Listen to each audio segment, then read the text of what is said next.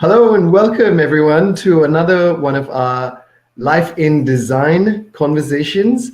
So for those of you who don't know, these conversations are focused on what I believe to be the 7 most important aspects of an individual's life. We go about our life focusing on 1 or 2 or maybe 3 of these aspects, but true happiness and content lies in creating a balance amongst all of the aspects of your life. And that's what this is about. So my endeavor is to bring someone who I believe is an expert in each one of those aspects every week and have a conversation with them, ask them some pertinent questions and questions that you may bring up, and share some wisdom that they have collected through the years that can benefit and help you in your life and improving that specific aspect of your life. So without further ado, I would like to invite my guest for today, a really dear friend of mine, Alice Copilet. Hi, Alice. Hi, Trevor. Thank you so much for inviting me to be on this webinar. It's a real honor and a privilege, and I have a lot of love and respect for what you're doing, and it's brilliant to be a part of your journey. So thank you. Really grateful. I really appreciate it. Yes, I was trying to get my hands free so that I can do like a namaste as well. So for those of you who do not know Alice, let me give you a little bit of a background. So Alice actually comes from the corporate law world, which I find very interesting because I come from the corporate banking world. So it's kind of like we were partners in vice in a different lifetime. And Alice left her job, very similar to myself, back in 2015 to pursue her passion, which is to help people live healthy, joyful, and abundant lives, and focusing primarily on the art and science of fasting. And in fact, Alice runs a really amazing Facebook group and page called Fasting with Alice. I recommend you guys go and check it out. But we're going to touch more on the benefits and why fasting is so important for Alice. But Alice, tell us a little bit about your journey and tell us a little bit about from where you started, where are you right now, and it's fascinating. Tell us more. Thank you for the introduction, Trevor. So yes, as you said, I used to be a lawyer. I used to work in London, mainly in kind of financial crime and regulatory sort of market abuse. That was kind of my scene, and I did that for almost 6 years in total. And I remember feeling very trapped, very stuck, and felt very limited in my life. I felt like I didn't have that many options.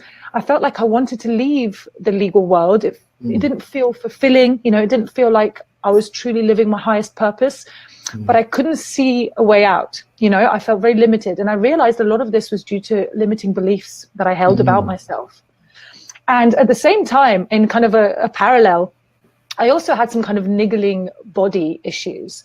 So, ever since I was a young sort of teenager, I've had problems with my hormones. So when I was about 16 and I wanted to go on the contraceptive pill, I did that. And I tried about 5 or 6 in total in the end over a period of about 18 months. And every single one of them made me put a lot of weight on and made me absolutely mental. Like I was crazy. I remember being in my room and just crying with the lights turned off, just for no reason whatsoever, just because I felt this really deep despair in me. And at the same time, even before this kind of hormonal situation came up, I always felt this sort of how shall I phrase it? Like an existential crisis in me. I always felt I was seeking something. I was looking for something, but I never quite knew what it was. So going back to the kind of a hormonal thing, after about 18 months of trying all these different types of contraceptive pills, I realized this is not for me. And I just came off them. And it took quite a few years for my hormones to rebalance. And as a result of the fact that I put on a lot of weight, and the majority of this was water retention, it was inflammation. And I literally ballooned. Within about a month or two, I put on about 2 stone. And then within another 3 or 4 months, I put on another stone. And luckily I'm tall, I'm 6 foot tall, so my frame can kind of carry it, So it wasn't all that obvious. Most people, if they put on 3 stone, they look horrendous. And I looked just about okay enough that people wouldn't say to me, hey, what's wrong? What's happening? But I was really ashamed of my body, and I was really embarrassed. I started getting lots of cellulite around my thighs, and I'd always been a very slim kind of kid. I'd always been this kind of long, skinny bean, and I was always very supple and nimble and flexible and strong and able to just run around outside all day. And suddenly I was tired, I was drained. I would sometimes go to sleep and I'd sleep for like 14 hours, and I just didn't understand what was happening. Yeah. And now I have the context of why this was happening. And really, all through my 20s, I kind of went on a deep journey to understand, first of all, how to fix this physical body, because I don't know if it was vanity, but I just really wanted to be slim and to have a beautiful sort of picture perfect body. And on top of it all, because I'm 6 foot tall, people would say to me all the time, oh, you should be a model. You're a model. I'd walk down the street and people would hand me cards from modeling agencies, but all of them would say to me, you'd have to lose a little bit of weight. You'd have to go down a couple of dress sizes, but no problem. You can do that. No problem, And I'd really try to lose weight. And throughout my 20s, I kind of just experimented with everything. I tried everything. I tried the ketogenic diet, the paleo diet, I tried Atkins back in the day. Yeah. I tried, eating under 500 calories a day. I tried eliminating grains, and all these different things worked, but only worked for a while. There was never any kind of long-term potential for those diets that I was doing. And I was very much kind of yo-yoing. Yeah. And then in parallel to that, I also had, as I mentioned earlier, this kind of existential sort of suffering, which I now realize is a very fantastic gift from the universe, because when we're born with this spiritual seeking, it's a boon, it's a gift from, it's a karmic gift from our previous incarnations, so right? Yeah. Because it's a beacon that puts us on the search for truth and for higher knowledge and for a really light and blissful existence. So I kind of started meditating kind of sporadically. I read a few books about Buddhism. I then went and did a couple of Vipassana courses, which truly changed me energetically. And it was there that I truly realized, I need to leave my legal job. I'm stuck here. I'm not living my highest purpose. And, a few years later, I went on to do, over the course of about 3 years, I did about 15 in total ayahuasca ceremonies. I'm not sure if all of your listeners will know what that is, but it's basically a shamanic plant medicine from the Amazon. It's very psychedelic, very psychoactive, and incredibly transformational. And, my life over the past 3 or 4 years, since I started fasting regularly, since I adopted a plant-based diet, which really, truly transformed my consciousness, it was very much kind of like a before and after moment for me. And again, this was very much related to my Vipassana meditation. I remember once I said to myself, I'm going to, eliminate animal products, but I'm still going to eat fish, because I didn't want to be a fuss in restaurants, and I wanted to still be able to eat out with my friends. But after about 2 or 3 months of not having any animal products at all, I ate some fish, and then I sat down to meditate the next morning. And my God, I could feel the suffering. I could feel the fact that my energy had completely shifted. My brain was all over the place. I felt overwhelmed and panicked. And I knew, when you sometimes just have a deep cognition about a truth, I knew it. And I certainly never preached to people, this is what you should do, but I know what worked for me. Yes. And from that moment onwards, 4.5 years ago, I've been entirely plant-based. And this is very much at the heart of what I teach. However, it's not something that I, judge people about or say, hey, you should be plant-based. And in fact, a lot of people in my group, a lot of my members are still transitioning to a plant-based diet. And it's certainly not something that you should ever force. It's something that if it feels like a flowering from within you, go in that direction. If you're not ready yet, don't worry about it. It's so important that we follow what feels right and most light to us. Yeah. But as I eliminated animal products from my diet, within a few months, within let's say 3 or 4 months, I started developing lots of really bad skin problems. Like I had pimples, whiteheads. I've never been really one to have skin problems. So to me, it was quite traumatic and quite upsetting. And I used to be really embarrassed about leaving the house. And I was having all of these incredible benefits at the same time. So my energy was super high. I was sleeping really well. My mood improved dramatically. I was able to be more patient, less angry, all this kind of stuff. And it was through researching how to heal skin problems, because I understood this is obviously some kind of detox symptom that's happening for me.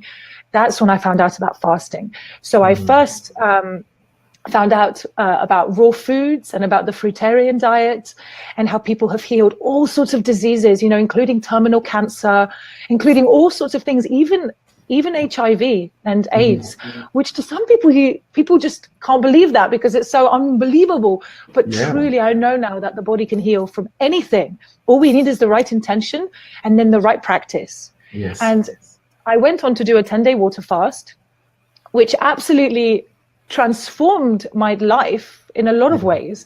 And my skin problems completely cleared. They never came up again afterwards. I lost quite a lot of inflammation and excess weight and that kind of cellulite that I'd been trying to shift for years with different diets, but nothing had worked. And suddenly in 10 days, I dropped like 80% of my cellulite. And it didn't come back after I started eating. Like I put on a bit more weight. Obviously, you lose a lot of weight when you fast. And then when you start refeeding, you fill up again. But I filled up with kind of healthy tissue. The cellulite didn't come back. And that to me really taught me a lot. And the second thing I really enjoyed about the fast was that it was nowhere near as hard as I thought it would be. I thought I'd be suffering and climbing the walls, like train spotting style, but not at all. It was a really blissful, really surrendered time. Of course, there were challenges. Of course, there were times when my ego would come in and say, I want this food.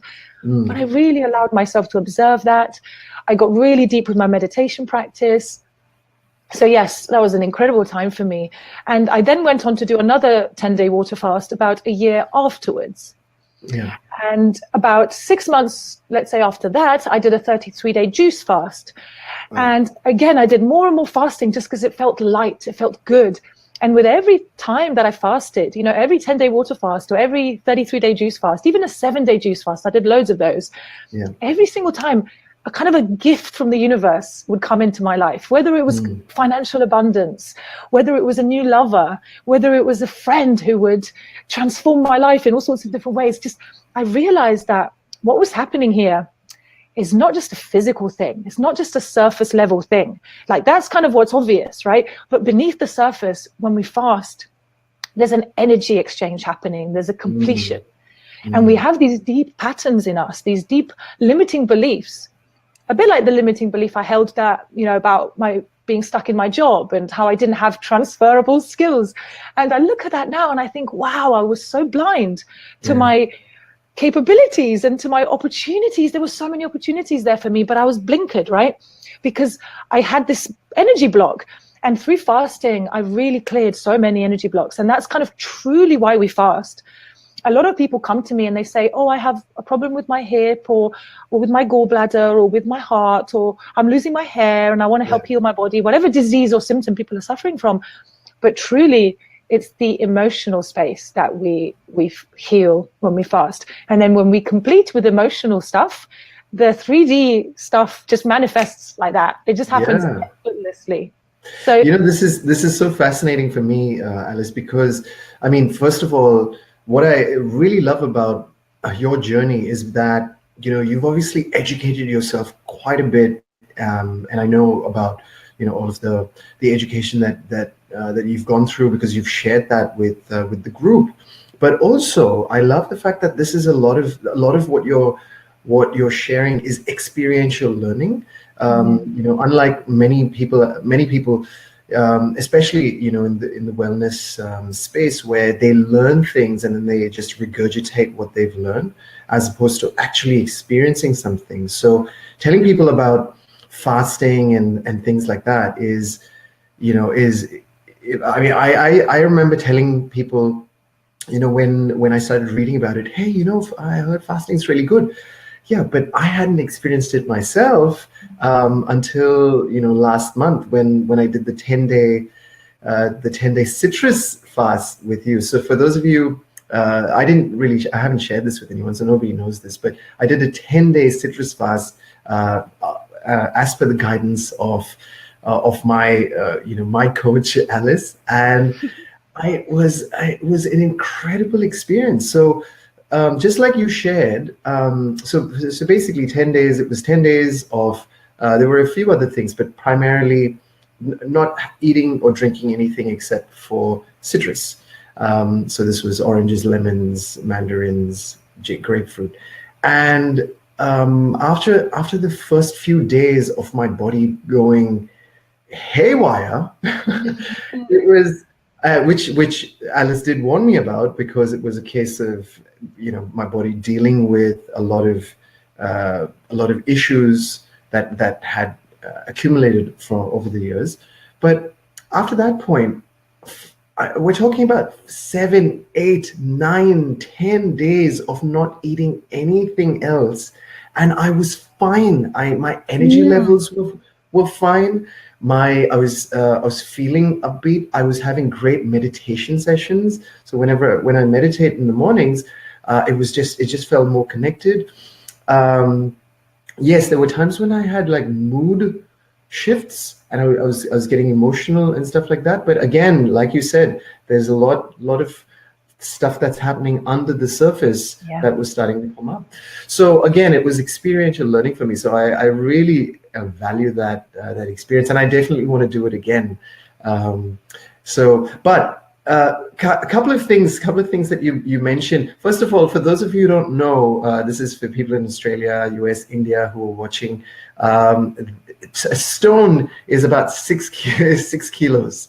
So, sorry guys, I forgot about the whole metric thing. A stone is 7 kilos. 7 kilos. Yes, yeah. Sorry, and a pound is about half a kilo. So in case I say pound as well, it's just under just over. So okay, so you've touched on fasting, you've touched on being on a plant-based diet, and more specifically fruitarian benefits of a fruitarian diet. One of the questions, Tanvi is asking, hey Alice, I've been meaning to try a juice fast for 7 days, but I worry I will not be able to focus on my work. Hanger issues, getting hangry. Thanks for the question, Tanvi. Alice will answer that in just a second. But first of all, I think what we want to really talk about is one of the key factors that all of the stuff that we're talking about, it really impacts, and this is inflammation. So in my group, Life by Design, there were quite a few questions around inflammation. So Alice, you know quite a bit about this. So do you mind telling us what exactly is inflammation in the body? Sure. And before I do that, I'm just going to set a little bit of a context, because I kind of have only told you part of my fasting journey, because as you so kindly said, I've done a lot of investigation and a lot of research, and a lot of this has been directly, in fact, all of it has been directly experiential. And I think it's the lawyer in me, when I truly get fascinated by something, I dig deep and I search through all the evidence. And this is actually where I'm super grateful for my legal training, because it's taught me how to be really discerning when I evaluate evidence. And it's kind of a perfect balance of the kind of masculine and feminine energies, Mm-hmm. So the kind of masculine energy of going like really direct, like a pinpointed laser. There's a part of me that has that, And after my water fast and after my juice fast, I experienced things that I couldn't quite explain, and I started to do more research, started to dig a bit deeper. And, even though I'd done all of this stuff, I mentioned earlier that I'd lost about 80% of the cellulite that I used to hate about myself. The 20% that remained, it kind of stayed there, and I'd sort of plateaued, and I couldn't understand why. So I kept digging. And I found out then about dry fasting. And this is where I truly came to understand that there's a kind of a fasting pyramid, right?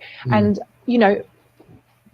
water fasting. Like, I guess you've got fruit mono fasting. Then above that, you've got juice fasting. Then above that, you've got fruit juice fasting, because fruit juice is much more detoxifying than vegetable juice. So if you do an exclusively fruit juice fast, you go much deeper.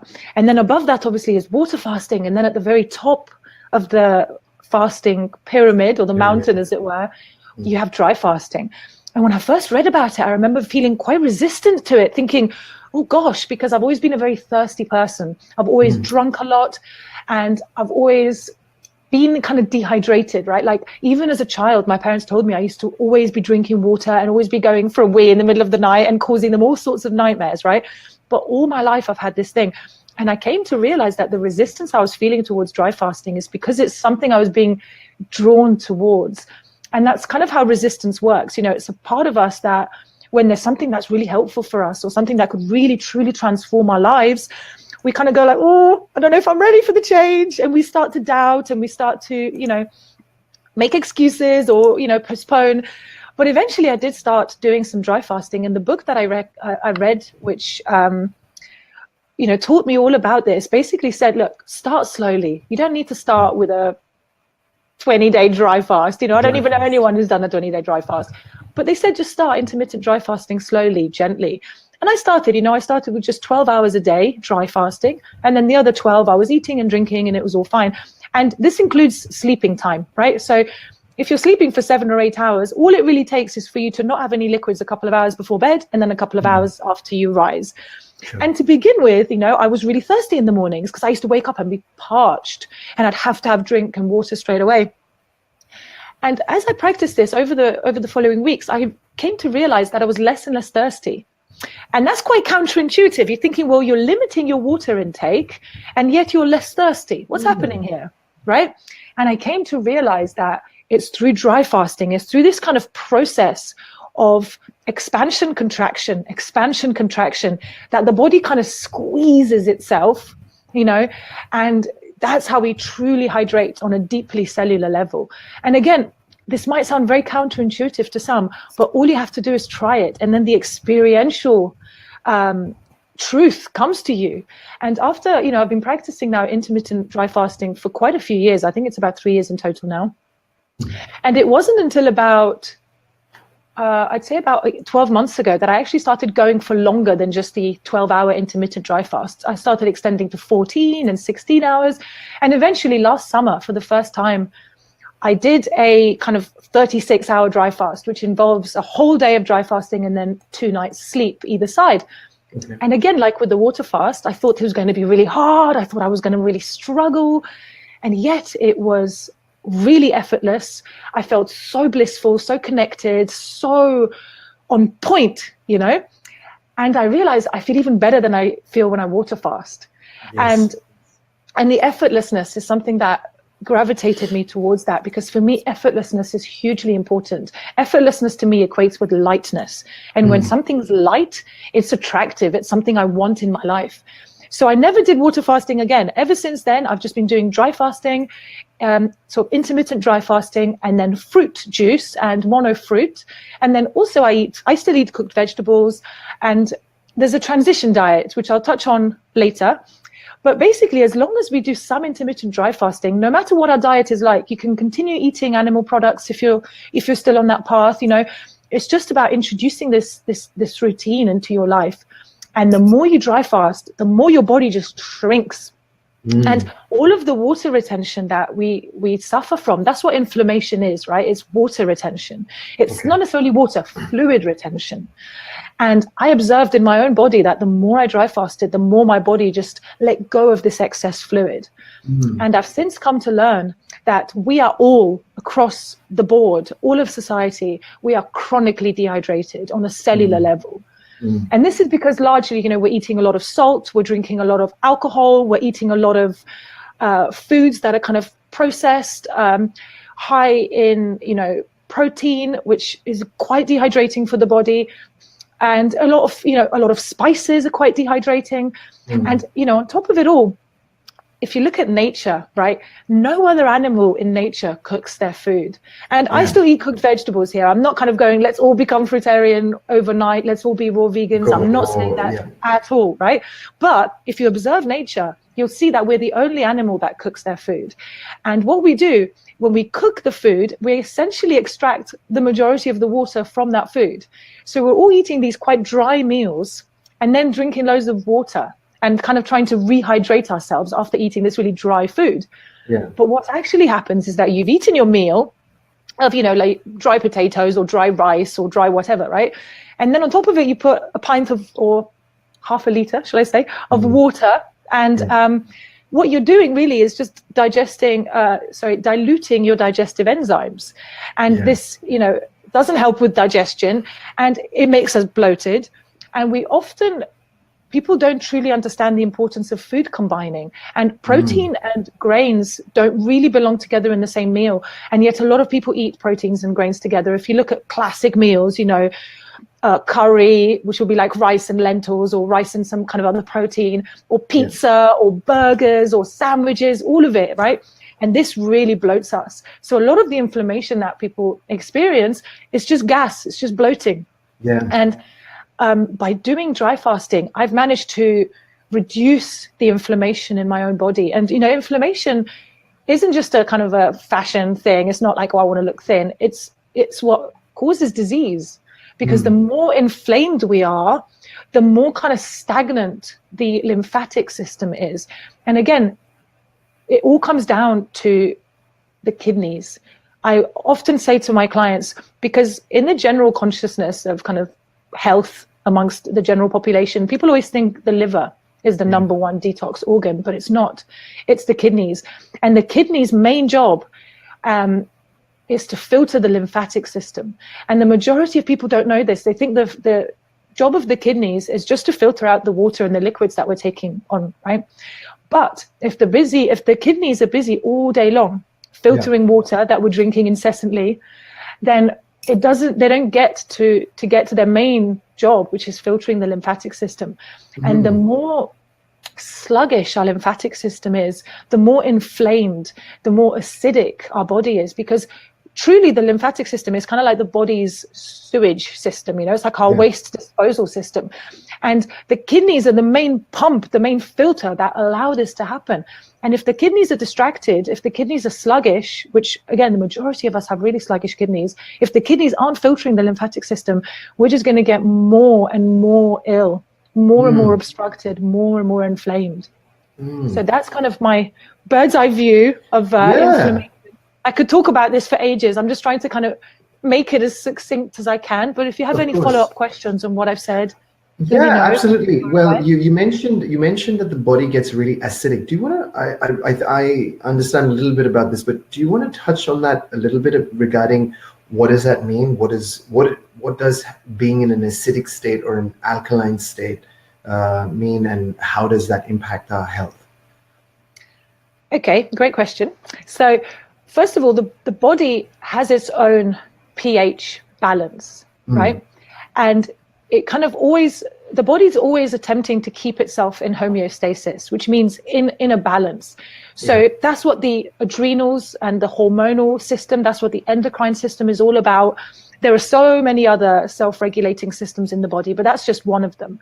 And acidity is something that the body doesn't want, right? So whenever we eat foods that are acidic in the body, that have an acidic effect once ingested, then the body has to go through certain processes to neutralize that acidity. And, you know, what foods are acidic or cause acidity in the body? These are animal products, particularly dairy and particularly eggs, which are actually much more acid forming than meat. So I always say to my clients, if they're looking to kind of transition away from an animal based diet, to start with dairy first and then move on to eggs, and then later eliminate meat, starting first with red meat. But these are the main culprits. But the other main culprit is also grains. So things like rice, things like wheat, you know, gluten. These are not natural foods. These have been cultivated by man, and they're very starchy. and they cause a lot of mucus in the body. And then when the body is overwhelmed with mucus, again, this causes acidity and even further imbalance. And then obviously things like vinegars, which are by their very nature acidic, or alcohol, fermented foods, all of this kind of stuff, they're acidic once they're in the body. But the really interesting thing is that all fruits and vegetables, well, I should say starchless vegetables, things like potatoes, they're very mucus forming. Sweet potatoes are good, but fruits, let's just talk about kind of fruits and tender leafy greens, which I truly believe are the basis of man's natural diet. You know, I always say to my clients and to my group members, fruit is our species specific diet, and fruit is very alkaline. So whenever we eat fruit, it just goes through us. It's very alkalizing. And the really interesting thing is, you know, when you look at citrus fruit, for instance, you did, Trevor, the 10-day citrus cleanse. You'd think, gosh, isn't that going to be really acidic in my body? Because this citrus contains citric acid.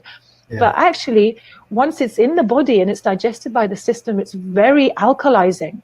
So the way the acidity levels of foods are measured is by actually testing the pH level of the ash of the metabolized byproducts of that food. And the ash of lemon is the most alkaline thing there is. Wow. And when you think about it, it contains so much citric acid, but when it's in the body, a kind of alchemy happens where actually it turns into alkalinity.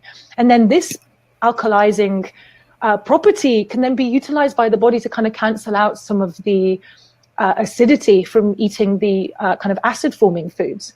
And you know, a really beautiful thing about the body is that it truly knows, right, that something is acidic and something is not acidic. And we are very much drawn towards the non-acidic foods. Yes. A lot of the reason we eat the acid forming foods is because we've been conditioned to, because we think that it's what we enjoy. But actually, as you undergo the transition diet, you know, I don't believe in making mistakes or going backwards, but every now and then someone might, you know, they haven't eaten a steak, let's say, for a couple of months, but they go for it and they eat a steak and they suddenly realize, I feel terrible. I used to eat a steak and feel amazing. And now 2 months later, no steak, and I have a steak and I feel like shit and I have heartburn and I'm burping, acid reflux. What's happening? And I say, your body has become more sensitive and you're now able to recognize, to truly experience the acidic impact of the steak. Whereas before, because we're quite numb, you know, we're not able to pick up on this. And that's why fasting is truly incredible, because it allows us to become more sensitive and therefore be able to observe the signals from the body, because the body's always telling us, right, this is good, this is not good. And that's again, once again, just from my own experience, I found that was it was more about it was kind of like having a radio and, you know, listening to music, but never realizing that the signals were never really clear because there was a lot of static. But doing things like this is kind of like tuning in and listening much more clearer.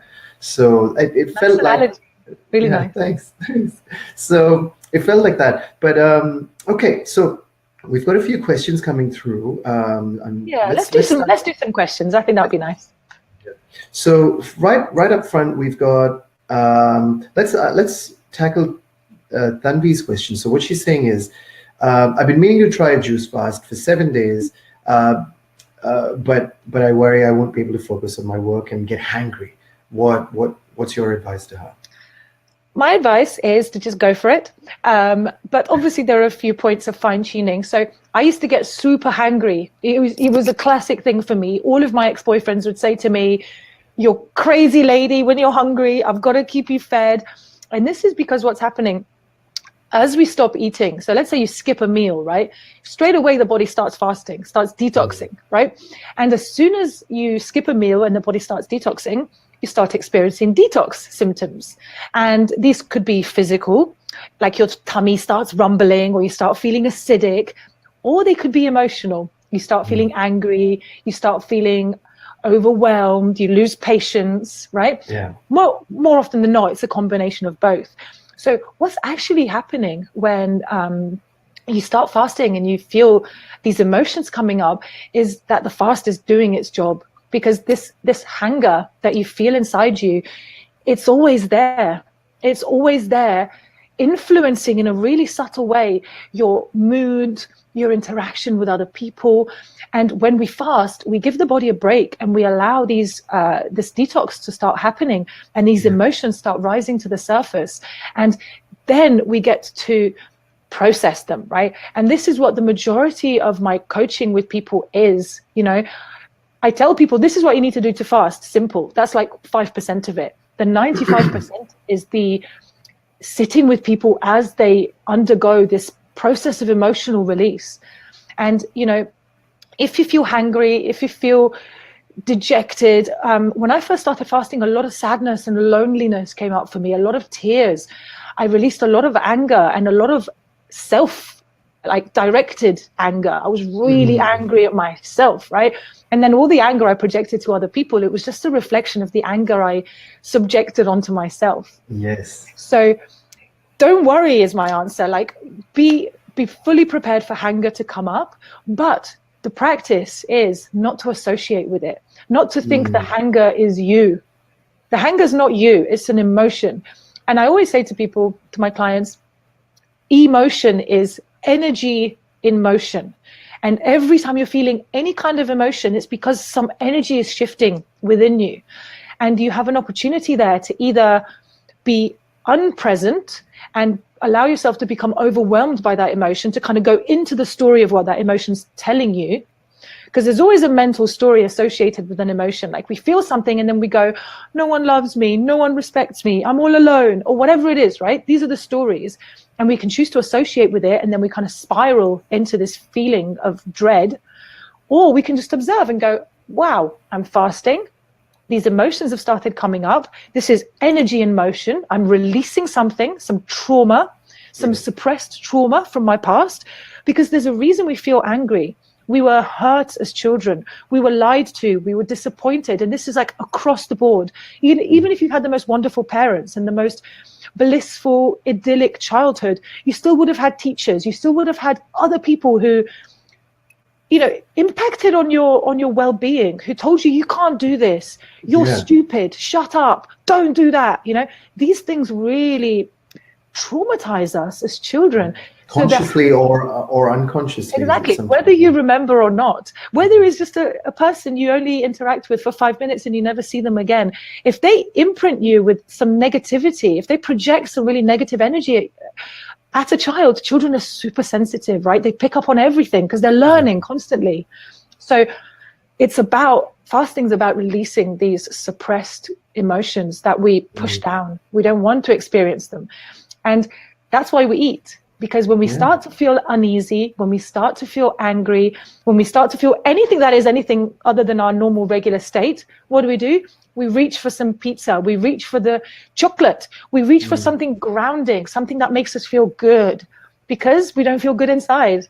So we look to numb and suppress. So a 7-day juice fast for a beginner is a perfect length.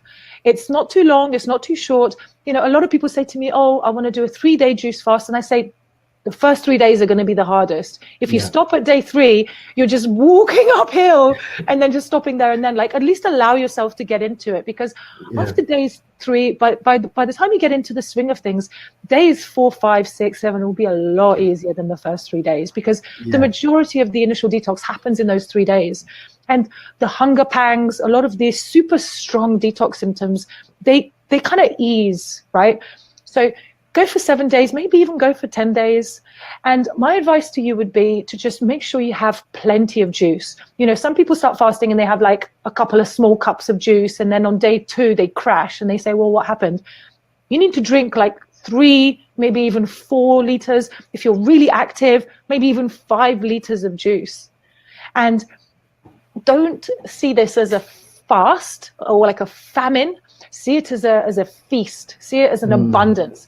You can have any juice you want, as much of it as you want, whenever you want. Whenever you feel hungry, have some juice. And don't force yourself to have these green, bitter, nasty juices that, we're told are really healthy for us.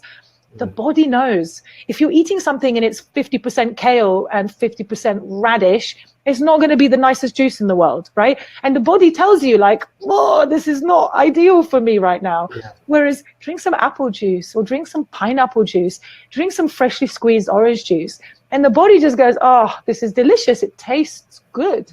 Yeah. So there is one caveat though.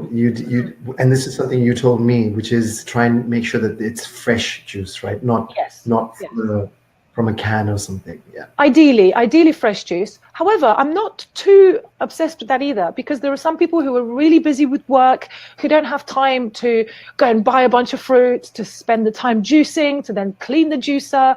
And it's kind of a bit of you have to commit. It's a commitment. It's a commitment to health. It's a commitment to self-love. Yes. And it does take time and effort, and you have to be organized and you have to be disciplined. And there are some people who just haven't got the energy for that. And I say to them, don't worry about it. You can drink pasteurized juice so long as, the ones in a carton, never anything in a can, never anything fizzy. Yes. What you want, if you are going to drink some pasteurized juice, is make sure you get 100% fruit juice and nothing added. And these are actually quite hard to find. You might have to really search around a few organic stores. In the UK, we have quite a lot of 100% fruit juice available, and it's quite easy. But when I was in India, for instance, I tried to find it, and it wasn't always easy. Yeah. And I did find some eventually, but I kind of mainly relied on just fresh whole fruits while I was in India, because the fruit was just abundant and beautiful. Yes. There were papaya sellers just on the side of the road who just chop up a fresh papaya for you in front of you. Why would you even want juice? It was beautiful. Right. Yeah. So that's the most important thing. Fresh, ideally, always freshly squeezed. And this obviously means, within a 24-hour basis. Like, let's say you've got work, you can only juice once a day, juice 3 or 4 liters. Ideally store the juice in glass bottles, not plastic bottles, because the plastic has chemicals and these will leach into the juice. You want to avoid that. So keep the juice, if you do store it and don't drink it straight away, keep it in glass bottles, keep the glass bottles in the fridge. And you can just juice once a day. So it's not like you have to juice every single time you want to have a meal. You can kind of juice for the day ahead. I used to do it the evening before, and then I would have 3 or 4 liters of juice, and I would take them to work with me. And then I'd come home in the evening and juice a bit more, and then I'd have some fresh juice. But a really good tip for you guys is that you can get those kind of juices that are mainly aimed for vegetables, those kind of masticating or centrifugal juices. And they're a bit of a pain in the ass to clean. They, sometimes you have to chop the things really finely, so they go down the chute. Get yourself a citrus juicer. They're really cheap. I don't know how the price compares according to where you guys are, but in the UK, you can pick one up for like £25, and they're so easy. You just slice your oranges in half, go wah, wah, and literally within 5 minutes, you have a liter of juice, and it's taken you no time. And you would have spent probably maybe 20 minutes or even longer making a liter of other juices using the other type machines. So that's my number one tip for fruit, for juice fasting. Go for fruit, use as much citrus as possible, and, don't worry if you have to get some juice on the go. If you have to get some pasteurized juice, just go for nothing added, no preservatives, no acidity regulators. They put all sorts of weird things in. So that's the trick. Wonderful. Excellent. I love it. Okay, so moving on to Paul's question. So Paul's asked, please could Alice comment on autoimmune condition, MS, particularly any link with diet and other lifestyle factors? Really good question. I have quite a few clients who are recovering from MS. And what I'm going to say now is going to be potentially quite a transformational realization or cognition, shall we say, for some of you guys. And some of you might be a little bit resistant to it, in which case I'm totally open to that. Do let me know if you have questions. But basically, every single disease that we suffer from, whether physical or mental, including kind of, psychoses, schizophrenia, etc., all disease is rooted in diet. All of it comes down to the fact that the body is out of balance. The acidity is way too high. And as a result, the body's forced to have to start doing certain things to bring itself back into balance. We mentioned earlier the homeostasis, right? So for instance, a really acidic body because the body can't just go around being acidic, right? So what it does is it starts leaching minerals, mainly calcium, from the bones and the teeth, because that's very alkaline, and it uses that calcium to neutralize the acidity. So a lot of people develop osteoporosis, brittle bones, joint ache, etc., right? And all of this, teeth problems, all of this kind of stuff, it's all directly related to the fact that the body's acidic and it's having to do things to compensate. Yes. And I mentioned earlier about mucus and about starches and grains and potatoes causing mucus buildup in the body. And what happens is, because we've been eating all of these wrong foods since childhood, we all have a really obstructed GI tract. There's mucoid plaque, sometimes inches thick, covering up the insides of our intestines. We have things like, it's called diverticulosis, but it's basically like little cul-de-sacs that develop within the intestinal wall, where all sorts of fecal matter and undigested stuff kind of starts putrefying, and a lot of disease, it's like a deep bed of pathogen kind of disease place where they all kind of stem from there. And because of this, because of the fact that, for instance, a lot of the nutrients that we are absorbing in the intestinal system through the colon walls, but the body can't absorb the minerals and nutrients because it's completely obstructed. And this obstruction isn't just in the colon, it's in the lungs, it's around all of the organs, it's in each and every one of our cells. Because the water that we have inside each and every one of our cells, if it's acidic, if it's funky, if it's toxic, then the whole of the body is going to suffer. And ME is something that is directly related to a sluggish lymphatic system. If you start doing some fasting, if you start eliminating some of the really acid-forming foods, you'll be amazed at how quickly you'll get your energy back. And I'm not saying it's going to happen overnight. A lot of these diseases have been building up slowly for decades. You have a little sign, you ignore it. You have a different sign from the body, you ignore it. Eventually, 20 years later, you can't get out of bed. And then you suddenly go, something's happening here, and you have to start looking into it. Why is this happening? Yes. So in the same way that it took years, mostly decades, for these things to slowly accumulate, because the body's amazing. The body's constantly purging, detoxing, trying its best to bring itself back into balance. But eventually it just keeps adding and adding, and the body can't keep up, right? And eventually it gets so extreme that the symptoms become really debilitating. And, chronic fatigue syndrome and MS, ME, all these like Parkinson's, Hashimoto's, all of these autoimmune diseases are basically the body attacking itself, right? And it's attacking itself because it's its way of trying to bring itself back into balance. That's all every disease is. The body has no desire to self-destruct. The body is always, in its infinite wisdom, trying to do the best it can with the situation that it's in the current moment. Yes. So there are so many incredible testimonials of people healing autoimmune diseases via fasting. It's one of the most beautiful processes where you can see someone who's drained of energy, who can barely get out of bed, who can barely think straight, who has such brain fog that they can't even function properly. And with fasting, they get so much energy and so much vitality back into their systems.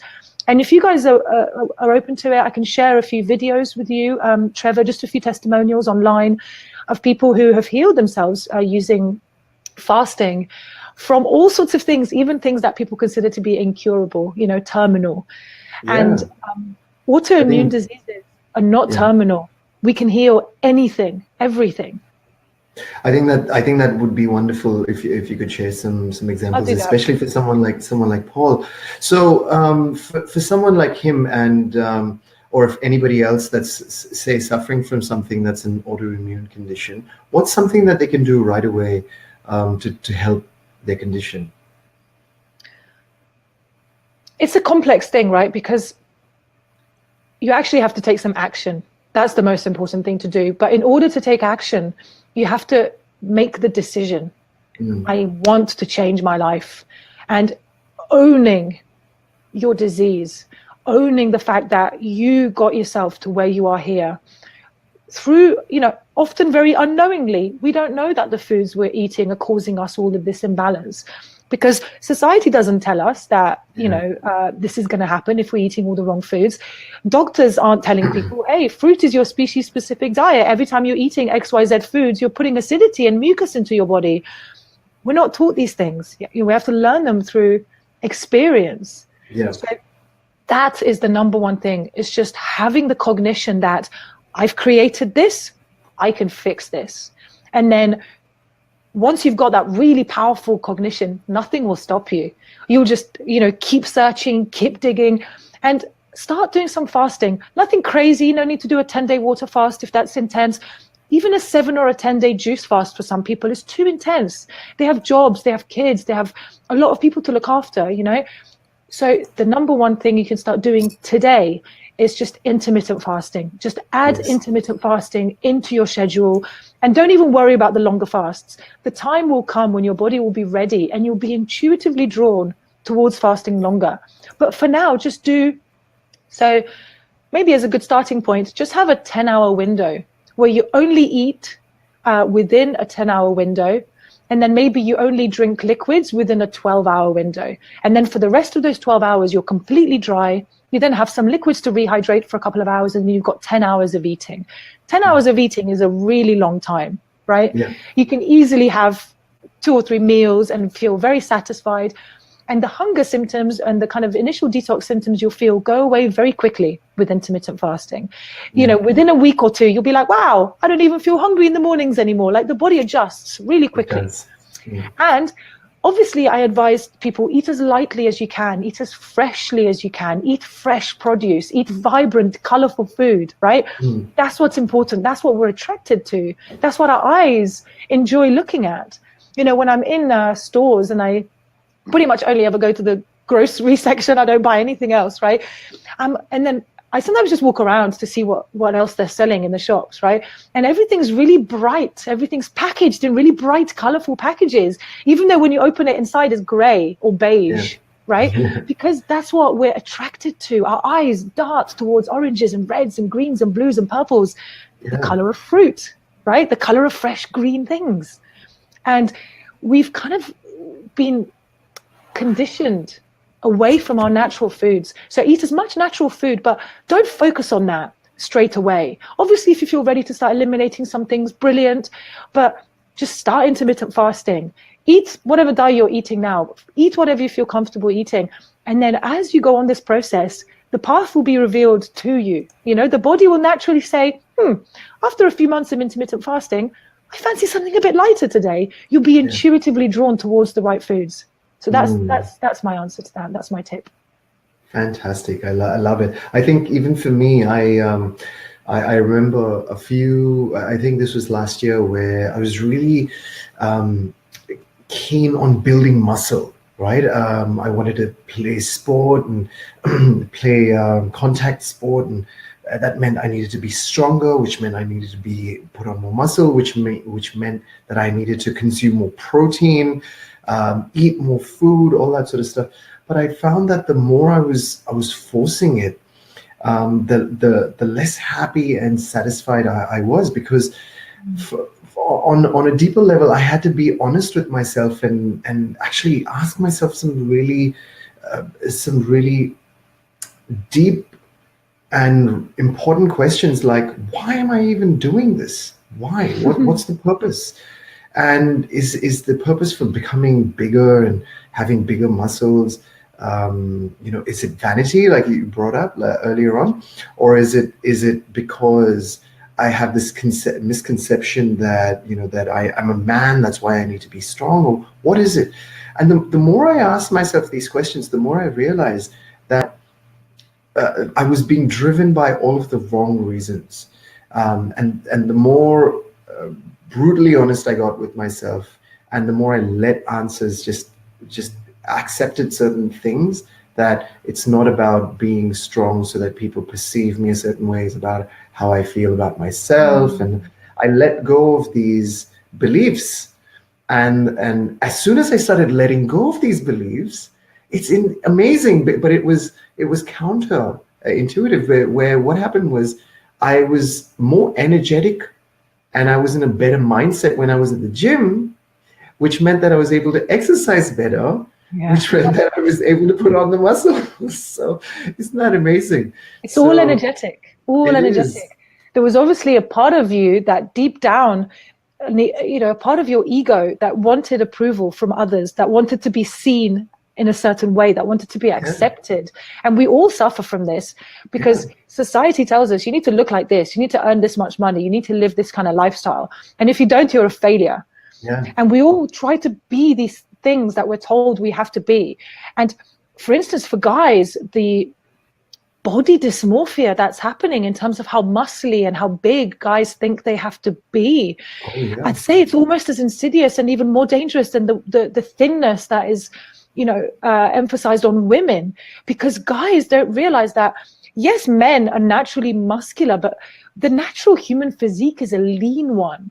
We're not meant to be these huge, muscly beings, because that's just not our natural composition. So energetically, by letting go of those limiting beliefs, which, they just represent a block inside you, you completed with that, you let go, you realized, okay, I'm not acting out of my highest love here. I'm not being self-loving. I'm actually coming from a place of ego. And there's a beautiful quote actually from A Course in Miracles, which is a lovely book. And in it, it's taught that everything is either fear or love. And if it's not love, it's fear. And if you don't see quite where the fear lies, look a bit deeper, meditate on it, look within, do some introspection, because if it's not love, it's always fear. And fear always equates to the ego. So on some level, you felt a little bit of fear, you felt stuck. And as soon as you dropped that, you were able to effortlessly manifest 3D reality as you wanted. That's all this game is. That's what life is. It is. And when you experience it, that's when it seems magical. We've got another question. This one's an interesting one. It's from Aditya, and what he's asking is, I want to know which fruit can help me get the instant glow. Get an instant glow. That's a good question, because there's not really any such thing as instant glow, right? Everything is a process. So if we've been eating all sorts of wrong foods our whole lives, you're not going to have a couple of mangoes and suddenly people are like, whoa, what's happened to you? But I think the most important glow that we can have is a glow from within. So eat whatever feels good to you. Whatever your favorite fruit is, whether it's mangoes, whether it's pineapple, whether it's bananas, whatever, eat that. Eat what makes you feel good. And when you glow from within, you'll glow externally, and everybody will be able to notice it. It will come through your eyes. Your eyes will sparkle in a different way. Correct. But my advice... Sorry, go ahead, Trevor. I was just going to say, especially when in terms of eat whatever feels good when you're being honest with yourself. I'm going to eat ice cream because ice cream makes me feel good. It feels good to the authentic you, not to your ego. Because your ego will tell you, I want to eat that pizza, it feels so good. And whilst you're eating it, you're like, oh, I feel so good. But then afterwards, how do you feel afterwards, right? You don't always feel great afterwards. And it's about looking at the whole picture. When you're eating fruit, or when you have a really nice salad with some steamed veggies, you don't feel drained afterwards. You don't feel like having a nap after your meal. So that's what's truly important. How do you feel in your totality?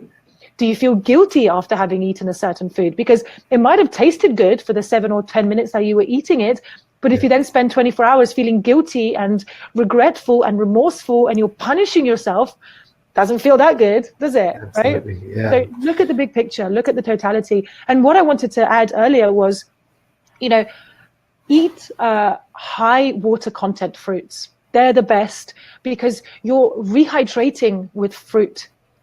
Fruit is 80-90% water.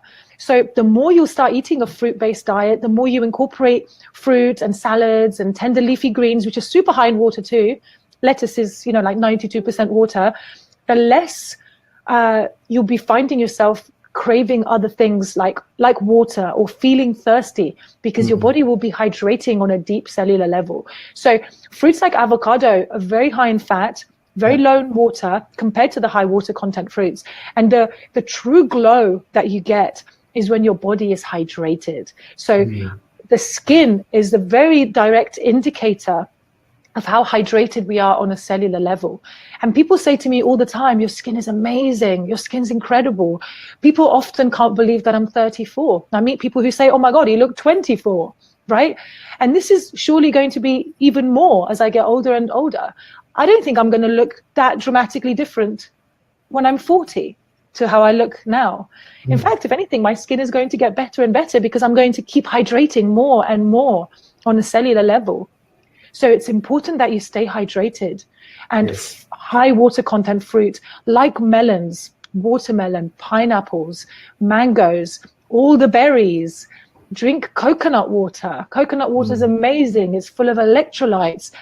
And, you know, it's so directly interconnected to our physiology that I don't know if you guys know this, but if you need a blood transfusion and there's no blood available, you can have a transfusion with coconut water, because that's how close it is. That's how closely it resembles blood plasma. So drink coconut water all day long, particularly those of you guys in Australia and particularly in India. So many beautiful coconuts in India. And that's a really big tip. You will glow when you're hydrated. So stay hydrated and eat hydrating foods. I say to people, eat your water. The more you eat your water, like through the fruits and vegetables, the more your body will be hydrated from a deep cellular place, rather than just kind of eating dry food and then topping up with water, which just kind of gets absorbed by the dry food and then just eliminated through your stools. So you actually haven't absorbed any of the water, right? That's the trick. Eat your water, you'll glow. Absolutely. And just to wrap up, just another really important question. What are some foods that we need to definitely stay away from? There's obviously going to be some obvious ones, but what do you think we should stay away from to reduce the inflammation in our body and to maintain a good, healthy lifestyle? The number one thing in terms of reducing inflammation, and this might be a little bit shocking for some of you guys, particularly those guys in India, is white rice.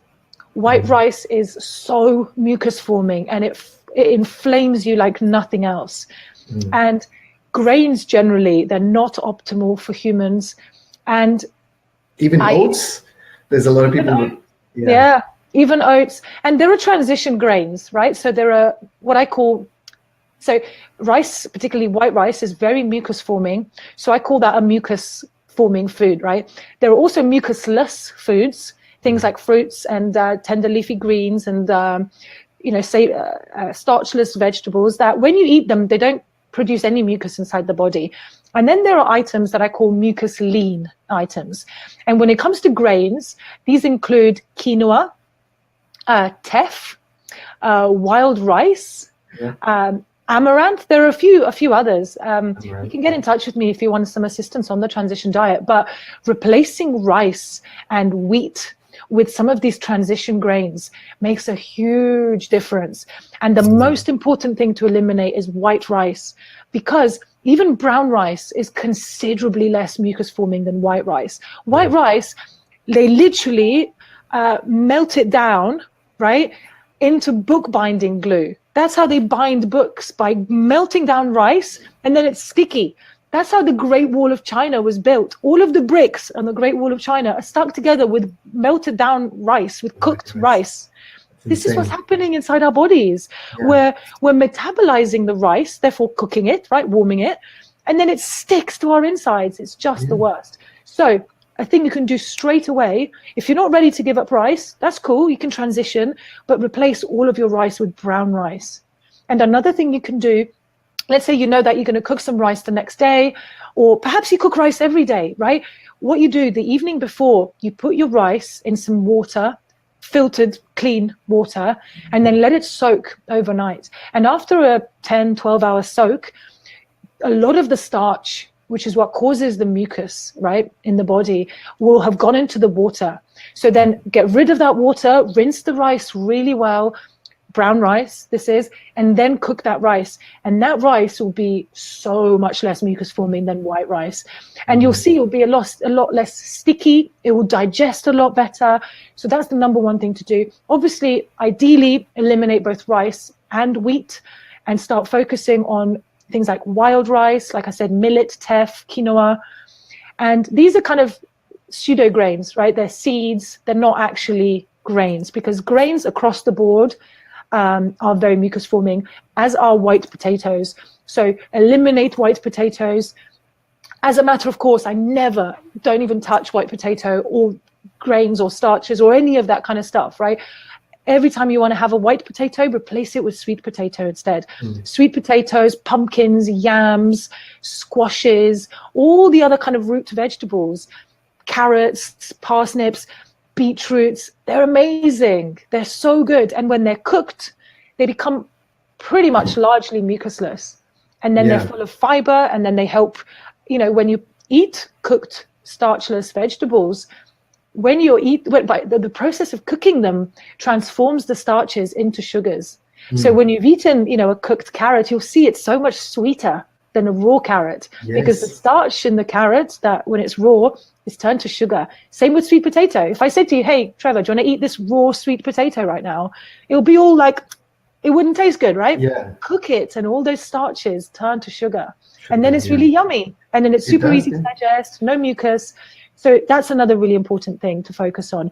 And then obviously the other side of it. So on one side, we've got the mucus forming foods that we want to avoid. And then on the other side, we've got the acid forming foods. And the acid forming foods are animal products across the board. Even if there are a lot of people on the internet now who are advocating, drinking raw, unpasteurized milk, how it's really good for you. No, it's not. It's super acidic. Well, not unless you're a baby cow. Exactly. It's just not our species specific food, and it's so obvious. So again, in India there's a lot of milk consumption, and there's a bit of a difference there, because first of all, the cows that are largely used in India, it was quite sad actually. I saw more and more dairy cows when I was last in India, but generally speaking, they have these more natural, healthy cows with a completely different horns. Yeah. And the milk that those cows produce is much lower in protein. So, human milk has only 1% protein, like mother's milk. Whereas, cat milk has something like 7 to 9% protein, because cats are carnivores, right? They eat a high protein diet. So little kittens are going to need a high protein diet. We don't need a high protein diet. Our milk is naturally high in sugar, very low in protein, just like fruit. Yeah. And in India, the milk of those other cows, I think they're called A1 and A2 cows. Perhaps I've got it wrong in my head, but I think these A2 cows, they're much more natural. Their protein levels are much lower. So if you are going to have that kind of milk, have the more traditional type of milk. But ideally, I would say eliminate all dairy products, starting with dairy first. Eliminate eggs afterwards. And then if anybody, eats other types of animal products, meat, eliminate those last. I would say fish is probably the kind of least offensive, but then it's really high in mercury, as is seafood. So there are sort of, some other things to balance out there. But the cool thing is that you don't have to give these up overnight. When I turned plant-based, I did it like that overnight. I just decided one day, I'm going to do this. I'm going to give it a go. I'm going to experiment, because it's in my nature. I'm an experimenter, right? Yeah. And I went through all sorts of detox symptoms. Like I told you, my skin went crazy. I had really bad dandruff for a while, and it was really embarrassing. And this is all because I kind of did it really suddenly. Yeah. You can do this gradually. You can transition, and then you can just let it happen more effortlessly. I kind of went through this, and I really kind of climbed the mountain like that. And I'm now helping people go like this around the mountain, because you don't have to climb like I climbed, Absolutely. It was... Yeah. No. I know what you mean, because I transitioned. I did, when I went plant-based, it was a year of being vegetarian, and then a year of, before that, a year of being pescatarian. So I know what you mean. I didn't know that about you, Trevor. Nice. Yeah. That's definitely the more self-loving thing to do. It was quite egoic of me to go, that's it, I'm going to be a thing, I'm going to do this overnight. It's kind of it's quite masculine energy in that way, and it's much more surrendered and loving and nurturing to do things gradually, to take it easy. Absolutely. And then the path is revealed to you as you go. Absolutely. Okay, so I'm just gonna we'll get you to take another couple of questions before we wrap up. Just Sure. wary of time as well. So a question we've got here from Aloysius, and Aloysius asks, "Is honey vegan?" And I think maybe what he's probably trying to ask is it, what's your take on honey? Honey is a complex issue. So I've been vegan for 4.5 years, but I have sporadically throughout this time been consuming honey. That's the only animal product I've consumed. And I did it mainly to experiment, because I do feel that honey is kind of natural, and it's something that humans have been doing for millennia, whereas something like, agave syrup is kind of processed, and Professor Spira, who's one of my mentors, he teaches on the mucusless diet healing system, which is what my practice is based on. And I spoke to him about it, and I remember telling him, honey or agave. And when I said agave, he was like, ugh, his face scrunched up, and he said, it's so processed, it's so unnatural. However, I'm kind of at the stage now where I still prefer agave over honey, just because I don't know, there's some part of me that has kind of graduated towards just being entirely animal product free. But I'm going to keep experimenting. I'm going to keep an open mind. And I have to say, there's a massive difference between raw honey and cooked honey. So in Ayurveda, it's taught that raw honey is the greatest medicine and cooked honey is the greatest poison. So the process of cooking honey denatures it. A lot of the enzymes and other kind of beneficial things in there are dead. So if you're going to eat honey, if you're going to consume it, go for raw honey, and obviously don't add it to sauces or cook things, because then it will also start cooking within that sauce.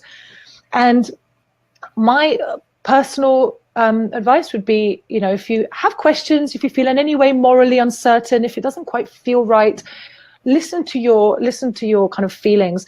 And agave syrup is what I recommend. It's really high in fructose. It's something like 70% fructose, whereas honey is more like 70% glucose.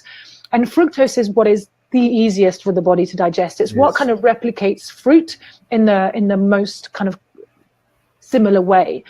And fructose is the only kind of food that doesn't require the production of insulin. So fructose is digested, or should I say metabolized, in the liver. And this is something that's often used by anti kind of fruit people, like paleo and keto kind of diet practitioners. And they say, oh, fruit, it goes straight to the liver, it's really damaging. Not at all. There's no damage. The liver effortlessly processes the fructose, and there's no insulin response, right? So the blood sugar level doesn't get affected. Whereas if you're going to eat honey, it will have more of an impact on your blood sugar levels, because it's much higher in glucose than it is in fructose. Yeah. Now, Shweta asks, is it true that we should avoid the combination of fruits and milk products? Absolutely. Absolutely. Yeah. Was there more to the question? She said, she's like, as it may give you white spots on your skin? Yes. So first of all, it gives you terrible bloating, really bad bloating. And second of all, yes, you're very likely to have breakouts. Fruit should always be eaten on its own. Fruit ideally should never be mixed. And there are some fruits like watermelon and other melons that shouldn't even be mixed with other fruits because they digest at a completely different rate. So let's say you eat some bananas and some watermelon in the same meal. The banana, being much lower in water, digests much slower than watermelon. Watermelon pretty much just passes through you, right? So if you've got banana and watermelon in your stomach at the same time, whilst the melon has finished digesting and is ready to be expelled, the banana is still digesting. So the watermelon will stay in there whilst the banana continues to digest, because it's obviously all one big congealed mess. And the watermelon starts to ferment. And then you start to get gas, you start to get bloating, you get indigestion. So imagine what it's like when you combine fruit with dairy. Things like fruit yogurt, such a terrible idea. And a lot of desserts combine fruit and dairy, So my advice, always eat fruit on its own. Ideally eliminate dairy, but if you're going to consume it, consume dairy well away from fruit, at least an hour and a half before or after having fruit. And I'll share with you a couple of food combination charts, Trevor, that I think would be a really good idea to share. And if you guys are curious, I did a video recently on food combining, which might be really helpful, and is not directly aimed just at people who are plant-based. It also has animal products in there, and I explain how to combine animal products effectively. So yeah, always eat fruit on its own. Wonderful, wonderful. Alice, this has been so informative and so educational, even for me. And I've known you for a while, so and I'm sure that we could go on for hours, but of course, we're being time sensitive. So just as a final note, what if somebody does want to get in touch with you, ask you some more questions, possibly even get your guidance with their diet and their health?